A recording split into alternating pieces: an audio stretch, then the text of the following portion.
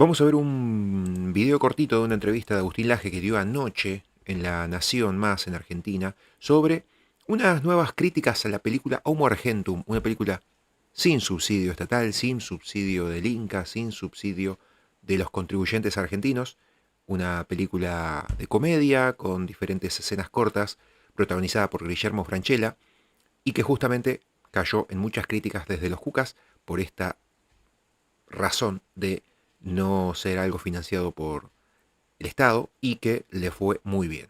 Vamos a ver esta entrevista de Agustín Laje en La Nación Más.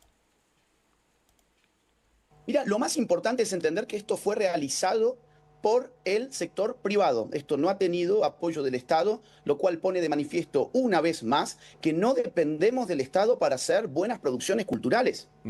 No dependemos del subsidio para ofrecer buenas piezas en el cine, por ejemplo, buenas películas. La gente, en la medida en que valore una película, libre y voluntariamente con su dinero, va a ir a las salas de cine a premiarla mirándola. Cuando uno hace películas que no interesan, tiene dos opciones. O se dedica a otra cosa, porque quiebra y tiene que dedicarse a otra cosa para lo que sí sea bueno, o va a pedirle a la política que le dé subsidios.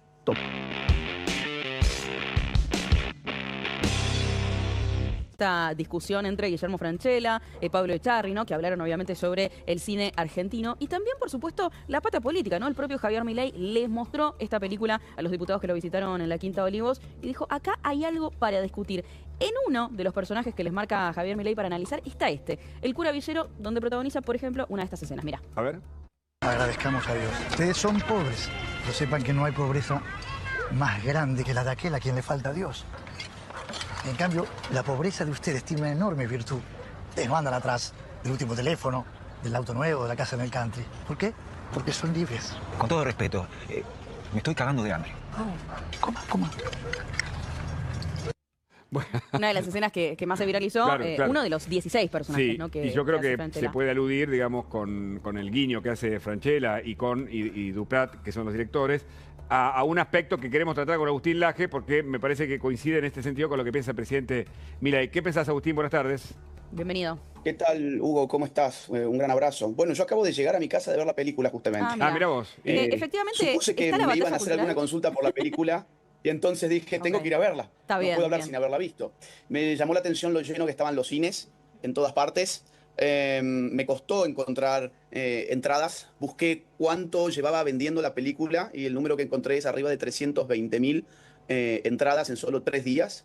Así que sin dudas es el éxito del año. Y efectivamente plantea algunas de las viñetas, algunas críticas ácidas a lo que se puede llamar la cultura progre o la cultura woke.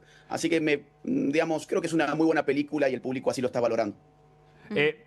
¿Qué es lo que más rescatás justamente en este aspecto de lo cultural que el presidente también señaló?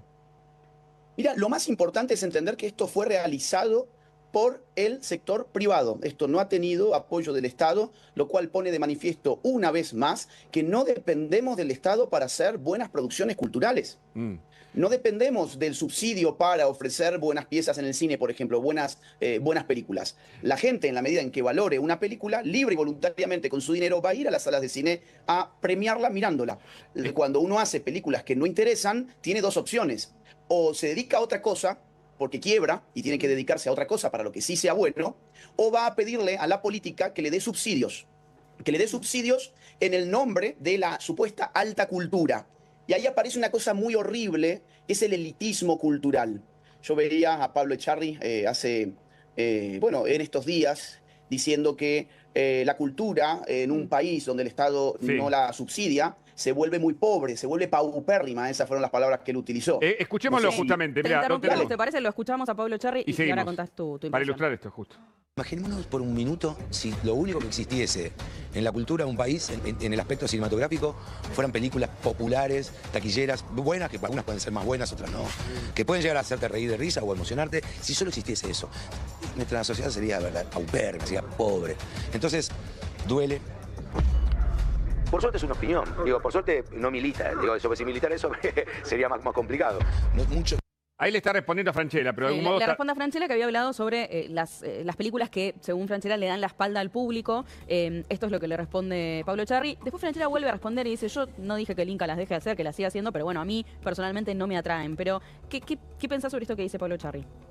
Bueno, así como te decía que estaba buscando cuántas entradas vendió la película de Francella y en solo 3 días, más de 320.000, y se especula que contando hoy, domingo, además Día del Niño, las entradas vendidas van a llegar probablemente cerca del 500.000 en solo un puñadito de días. Hay que recordar, en sentido contrario, que las últimas películas del señor Echarri nos han costado mucho a los argentinos y han sido un verdadero fracaso. Por ejemplo, El Kiosco. El Kiosco vendió apenas 800 entradas.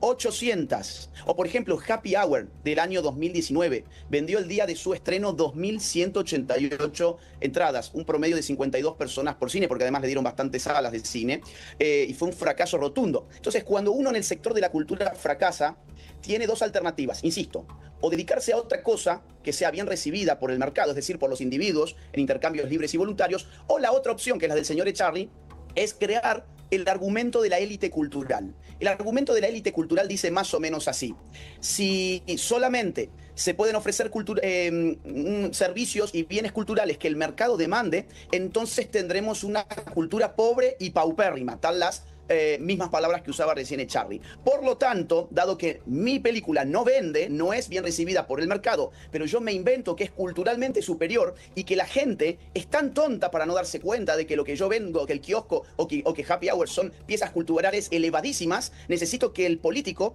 le robe a través de impuestos a esa masa de gente que elige ir a ver otras películas como la del señor Francella, por ejemplo, le robe a base de impuestos y me distribuya a mí el dinero para mantener una cultura rica, una cultura que no sea paupérrima.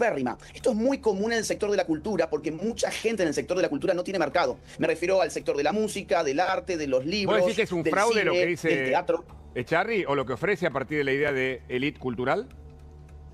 Perdón, ¿cómo? ¿Es un Perdón. fraude lo que propone Echarri a partir de esta élite cultural o de los bienes de cultura es una elevada? falacia. Llamémosle. Vamos a ver, por un lado es una falacia que llama la atención en boca de alguien que se daba de nacional y popular. Cuando el pueblo elige algo que al señor Echarri no le gusta, eso que elige se convierte en paupérrimo y por lo tanto el señor Echarri necesita de los políticos para que le saquen dinero a los que no eligen ir a ver sus películas para ponerlo en su bolsillo.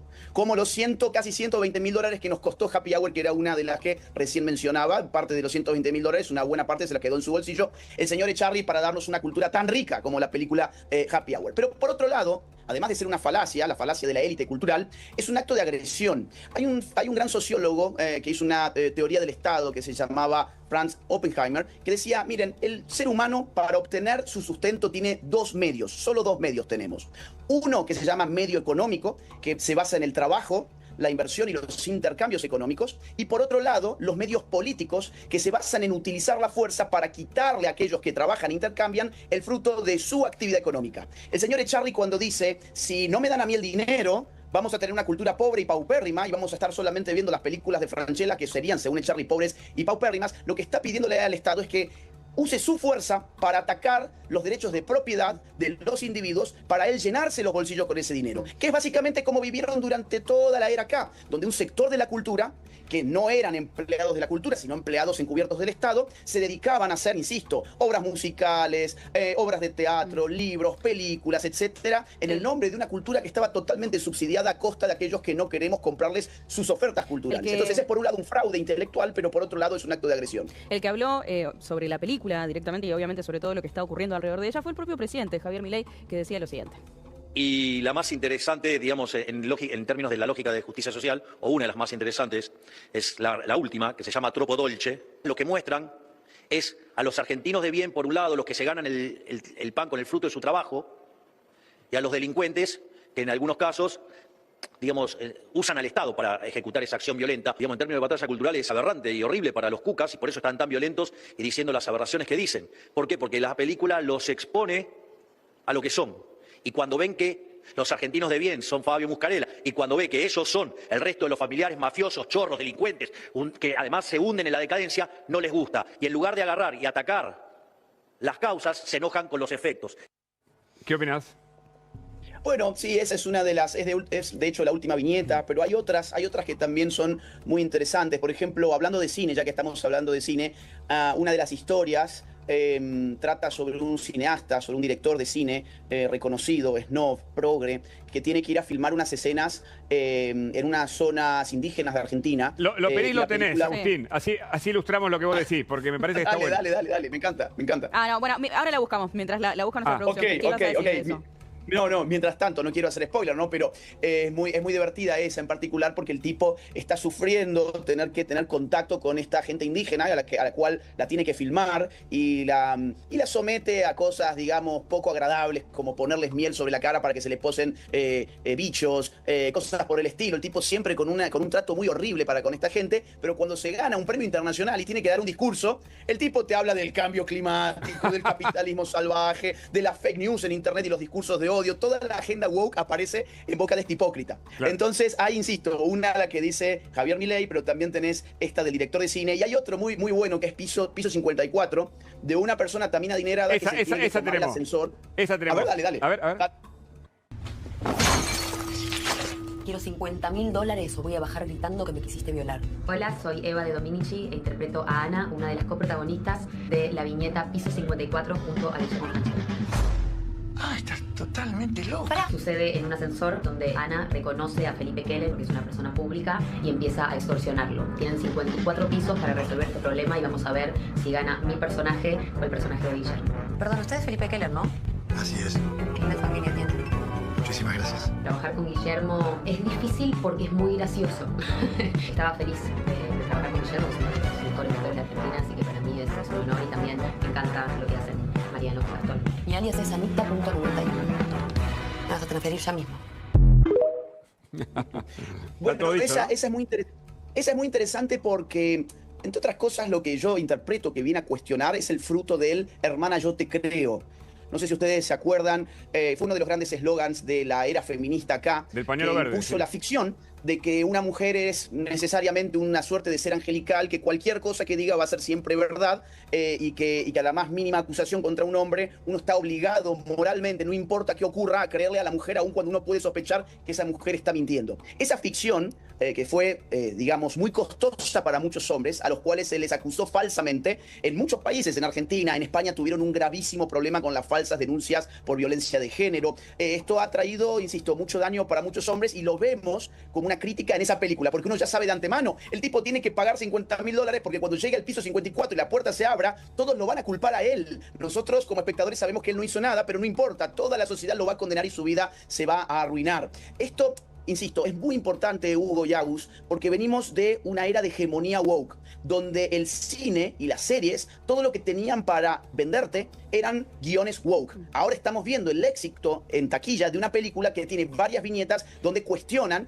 parte de los dogmas más sagrados de estas De hecho, agendas O sea, vos culturales. esto lo lees efectivamente como una película que va, bueno, ahí nosotros en el título ponemos, ¿no? Afianza la batalla cultural. Más allá de que no sea algo que venga, no viene desde La Libertad Avanza, claramente es una película de cine que hace Franchella, vos la lees efectivamente como esto, como algo que afianza esa batalla cultural y por eso también lo recoge Milei. Y sobre todo por el éxito de ventas, Agustina, porque las películas que han tratado de imponer agendas woke han fracasado.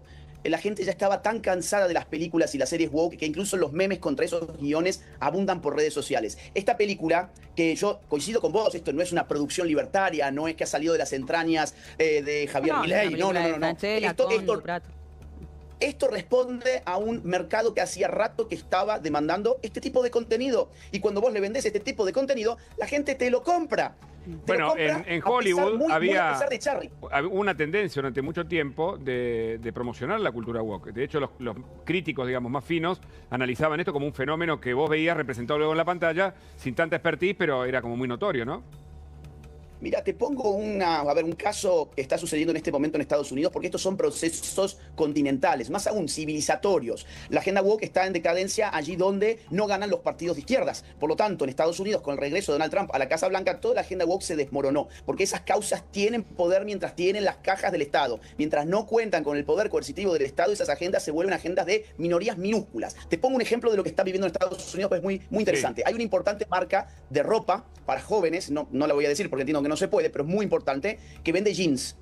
Y en los últimos años esa marca se vio muy presionada por el mundo woke a poner modelos, mujeres, muy poco atractivas, por no decir horribles. Incluso personas que no eran mujeres, sino que decían ser mujeres. Entonces, todo eso en realidad no le repercutía en buen marketing. Ellos estaban cumpliendo con una agenda política que les hacía poner, por ejemplo, una persona trans de 150 kilos con un jean que nadie va a comprar porque es XXXXL. Pero bueno, ahí estaba la marca poniéndote el jean en la modelo trans. Hace muy poquitos días pusieron a una estrella del mundo del cine muy atractiva, ella, una joven hermosa, a vestir los jeans de esta marca. Y generó un desquicio en el mundo woke, donde decían que era supremacismo blanco, que esta marca estaba impulsando estereotipos de belleza inalcanzables y todo lo que siempre conocemos. Pero ¿qué pasó con la masa de gente? La masa de gente fue a comprar los jeans. De la misma forma que la masa de gente fue a ver la película de Francella. Por más que le pesa al mundo woke en Estados Unidos, o por más que le pesa al señor Echarri, que dice que si no fuese por él y la cultura subsidiada, tendríamos una cultura paupérrima en Argentina. Mentira. El mercado es lo que ha impulsado la cultura masiva y que le ha permitido al común de la gente acceder a ver películas, teatro, adquirir libros. Eso fue con el capitalismo, no fue con el socialismo. Entonces la historia le condena a Echarri y a su club de elitistas culturales que saben que para sobrevivir necesitan o bien dedicarse a otra cosa o bien robarle plata al resto de la gente a través del aparato coercitivo del Estado. Agustín, interesantísimo como siempre conversar contigo. Te mandamos un abrazo. Gracias. No quiero que cierres este video sin antes contarte que mi más reciente libro, titulado Generación Idiota, ya se encuentra disponible en las más importantes librerías de... Librerías. No me acordaba si ahí decían tiendas o librerías. Bueno, pasó entonces esta entrevista de Agustín Laje en La Nación Más, hablando justamente de Homo Argentum y la batalla cultural que se está llevando a cabo en Argentina en estos últimos días, sobre todo con la guerra taquillera de películas y con lo que es lo fílmico en Argentina y la pantalla grande. No la vi la película, no sé si la voy a ir a ver al cine, creo que voy a esperar a verla en plataformas prontamente cuando la suban y luego les diré qué me parece la película. Pero desde ya que la cultura debe ser bastante plural, no debe estar hegemonizada ni mucho menos estatizada o financiada por el Estado, así que celebramos que con Milei eso se ha liberado un montón.